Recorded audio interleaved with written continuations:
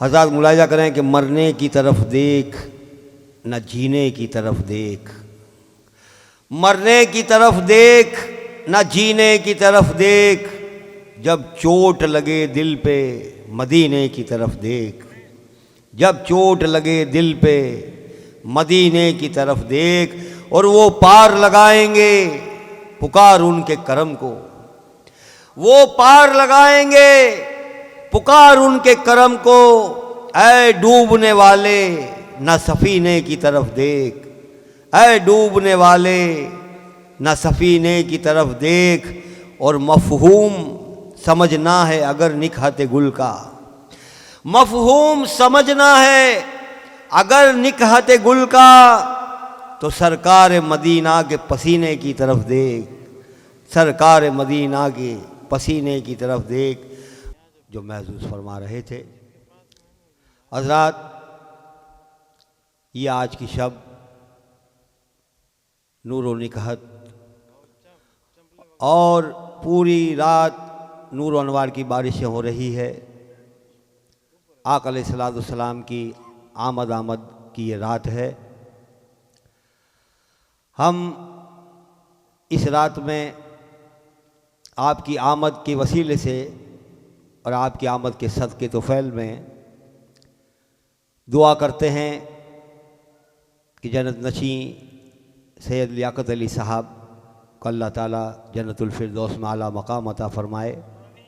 انہی کے ایصال ثواب کے لیے بھی یہ محفل رکھی گئی ہے، اور آج کی شب کا کہنا ہی کیا، ملاحظہ کریں کہ پر نور ہے زمانہ صبح شب ولادت، جلوہ ہے حق کا جلوہ صبح شب ولادت، دل جگمگا رہے ہیں قسمت چمک اٹھی ہے، پھیلا نیا اجالا صبح شب ولادت، اور آئی نئی حکومت سکہ نیا چلے گا، عالم نے رنگ بدلا صبح شب ولادت۔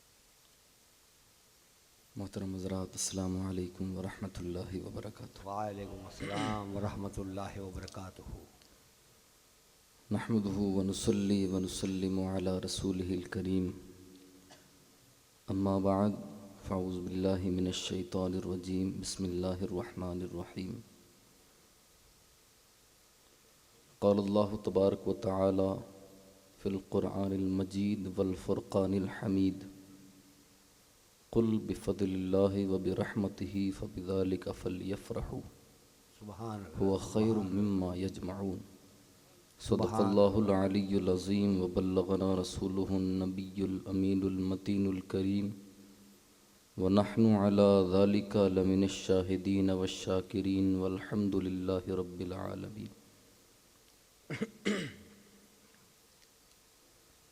ہو نہ یہ پھول تو بلبل کا ترنم بھی نہ ہو، ہو نہ یہ پھول تو بلبل کا ترنم بھی نہ ہو، چمن دہر میں کلیوں کا تبسم بھی نہ ہو، یہ نہ ساقی ہو تو پھر میں بھی نہ ہو، خم بھی نہ ہو، بزم توحید بھی دنیا میں نہ ہو، تم بھی نہ ہو، خیمہ افلاک کا استادہ اسی نام سے ہے، اور نبض ہستی تپش آمادہ اسی نام سے ہے۔ اور اعلیٰ حضرت فرماتے ہیں وہ جو نہ تھے تو کچھ نہ تھا، وہ جو نہ ہو تو کچھ نہ ہو، جان ہے وہ جہان کی، جان ہے تو جہان ہے۔ سبحان اللہ سبحان اللہ۔ درود پاک کا نذرانہ پیش کری پڑے باوزین اللہم صلی علی سیدنا شفیعنا حبیبنا مولانا محمد بارک وسلم صلاۃ وسلام علیک یا رسول اللہ صلی اللہ تعالی علیہ وسلم۔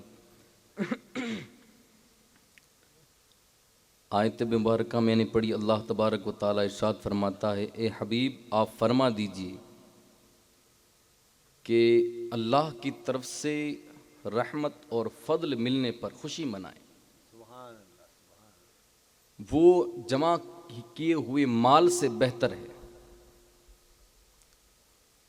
تو ہم پہلے تو یہ سمجھیں کہ رحمت کیا ہے اور فضل کیا ہے۔ جو لوگ یہ کہتے ہیں کہ میلاد النبی نہیں منانا چاہیے، ثبوت نہیں ہے، صحابہ نے جلوس نہیں نکالا، تابعین نے نہیں نکالا، بزرگان دین نے نہیں نکالا، اعلیٰ حضرت تک بتاتے ہیں کہ نہیں نکالا، تو ثبوت بزرگوں کے افعال سے نہیں ملتے، ہم ثبوت قرآن سے پیش کرتے ہیں۔ تو قرآن میں فرماتا ہے رب کہ اے میرے حبیب آپ فرما دیجئے کہ اللہ کی رحمت اور اس کے فضل کے ملنے پر خوشی مناؤ۔ اور پھر رحمت کو کیسے پہچانے؟ پھر دوسری جگہ اللہ تبارک و تعالیٰ قرآن مجید میں ارشاد فرماتا ہے وما ارسلناک الا رحمتا للعالمین، کہ اے میرے حبیب میں نے آپ کو سارے جہانوں کے لیے رحمت بنا کر بھیجا ہے۔ اب بغیر تفسیر و تشریح کے ہمیں پتہ چل گیا ہے کہ رحمت وہ مصطفیٰ کی ذات ہے اور کوئی نہیں، اور فضل بھی مصطفیٰ کی ذات ہے۔ تو پتہ اس سے یہ چلا کہ فضل بھی مصطفیٰ کی ذات ہے، رحمت بھی مصطفیٰ کی ذات ہے، اور قرآن کہتا ہے، اللہ تبارک و تعالیٰ فرماتا ہے کہ رحمت اور فضل کے ملنے پر خوشی مناؤ۔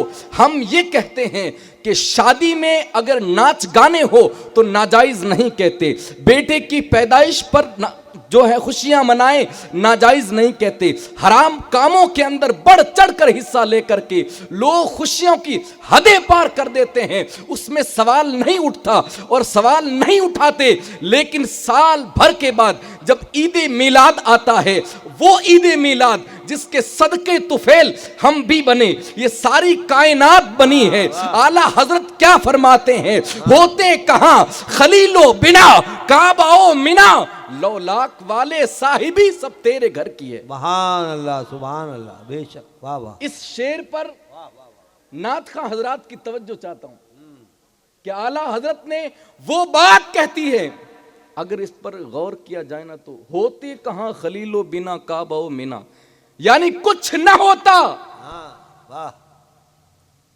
صرف حضور کی وجہ سے یہ سب کچھ ہے۔ بے شک، بے شک، ہماری داڑیاں، ہمارے امامے، ہمارے جھبے آج یہ سلامت ہے تو وہ حضور کا صدقہ ہے۔ سبحان اللہ، ہماری عزتیں جو سلامت ہے وہ حضور کا صدقہ ہے۔ سبحان اللہ۔ جب سب کچھ ان کے صدقے میں ملا تو ان کے میلاد پر ہی سوال کیوں اٹھتا ہے؟ لوگ آج کل ان پڑھوں کا، اس لیے کہتے ہیں دین پڑھو، علم سیکھو۔ بیٹوں کو یونیورسٹی پڑھانے سے، انگلش میڈیم میں پڑھانے سے آپ کا بیٹا کبھی آپ کی قبر پر قل ہو اللہ نہیں پڑھ سکتا، ہاں مولانا کوئی بلانا پڑے گا۔ بیٹا کھڑا رہے گا دور، وہ آپ کو غسل بھی نہیں دے گا، کیونکہ اس نے کبھی قرآن نہیں پڑھا۔ آپ کو محبت دل سے کبھی نہیں ہو سکتی اس کو۔ فلا تقل لهما اف ولا تنهرهما وقل لهما قولا کریما۔ پڑھاؤ اپنے بچوں کو دین، تب ان کو پتا چلے گا کہ باپ کی اہمیت کیا ہوتی ہے۔ ایک تو غیر آدمی اپنے باپ کو غسل دے، ایک اپنی اولاد اس کو غسل دے، کتنا فرق ہے اس میں۔ آپ اس کو بلائیں گے، وہ اس کا کام ہے، وہ پیسے لے گا اور اپنے حساب سے کر کے چلا جائے گا، لیکن بیٹا اپنے باپ کے جسم پر کیسے ہاتھ رکھے گا اور کس طریقے سے محبت سے وہ اپنے باپ کو غسل دے گا، جب اس کو دلی محبت ہوگی۔ کب؟ جب اس کو آپ دین پڑھائیں گے۔ آج عید میلاد النبی الحمدللہ منایا جاتا ہے، خوشیاں منائی جاتی ہے۔ ہمارے بیان نہ کرنے سے اور کرنے سے کوئی ان کی ذات پر فرق نہیں پڑتا، بلکہ ہم جو ٹوٹی پھوٹی زبان کے اندر اپنا نذرانہ پیش کرتے ہیں، ہم تو دعا کرتے ہیں اللہ کی بارگاہ میں کہ اللہ اس کو قبول کر لے، آمین آمین۔ ورنہ ہماری زبانیں اس لائق نہیں ہیں کہ ہم اس ہستی کی جو ہے تعریف کریں اور اس ہستی کا نام اپنی زبان پر لے آئیں۔ اس لیے کچھ لوگ جو آپ کا ایمان لوٹنے کے لیے گھومتے ہیں اور جو پڑھے لکھے نہیں ہوتے ہیں وہ ان کے چکر میں آ جاتے ہیں، پھر وہ لے کر کے پہنچتے ہیں مفتی صاحب کے پاس، حضرت یہ ثبوت دو، ثبوت دو اس کا، تو پیدا کہاں ہوا، تو ثبوت لا۔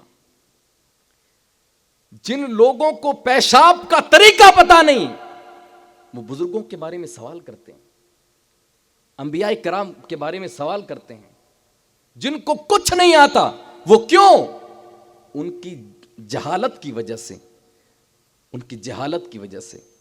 ہمارا عشق ہے, ہم میلاد النبی مناتے ہیں, صحابہ نے نہیں منایا, بزرگان دین نے نہیں منایا, تو یہ ناجائز بھی نہیں ہے. یہ جلوس نکالنا ناجائز بھی نہیں ہے, اور نعرے لگا کر کے سرکار کی آمد کے یہ ناجائز بھی نہیں ہے, بلکہ یہ جائز ہے, بلکہ ہمارے بزرگوں کا طریقہ بھی رہا ہے. ایک بزرگ محدث دہلوی رحمۃ اللہ تعالی علیہ, جب میلاد کا وقت آیا تو ان کے پاس پیسے نہیں تھے. انہوں نے جو ہے 2 آنے کے چنے لا کر کے بھنا اور اس پر فاتحہ لگا دی. عشق جب ہوتا ہے نا انسان کو, تو وہ رب کی بارگاہ میں 2 آنے بھی قبول ہو جاتے ہیں. اور جب دکھاوا ہوتا ہے نا, تو لاکھوں روپے بھی لوگ لٹا دے تو اس کا کوئی مطلب نہیں ہوتا. عشق ہونا چاہیے انسان کے اندر, اور عشق سے ہی سب کچھ ہے. اگر عشق انسان کے اندر نہیں ہے, اور چہرے پہ داڑھی بھی ہے, امامہ بھی ہے, جھبا بھی ہے, تو اس کو مولوی نہ سمجھنا. کئی ایسے بھی ہیں جو اس لباس کے اندر لوگوں کا ایمان خراب کر رہے ہیں. انہوں نے جو ہے جو کچھ نذرانہ تھا فاتحہ لگائی, لیکن دل میں یہ تمنا رہ گئی کہ میرے پاس پیسہ نہیں تھا, کاش میرے پاس پیسہ ہوتا تو میں سرکار کی میلاد پر کچھ نظر و نیاز لگاتا. اسی کشمکش کے اندر, اسی پریشانی کے اندر ان کی آنکھ لگ گئی. رات میں کیا دیکھتے ہیں کہ حضور خواب میں تشریف لے کر کے آئے.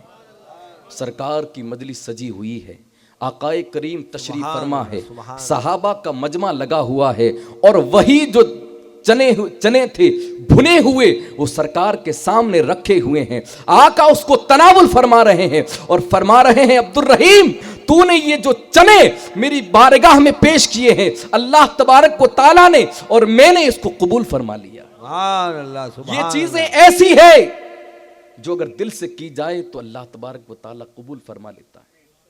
تو ہم کو خوشی شریعت کی حد کے اندر منائیں. چاہے وہ ایک تو خوشی ہوتی ہے فخر کی کہ اس نے ایسی کی تو میں کیسی کرتا ہوں, شادی میرے بیٹے کی. ایک ہوتی ہے رب کے شکر کی.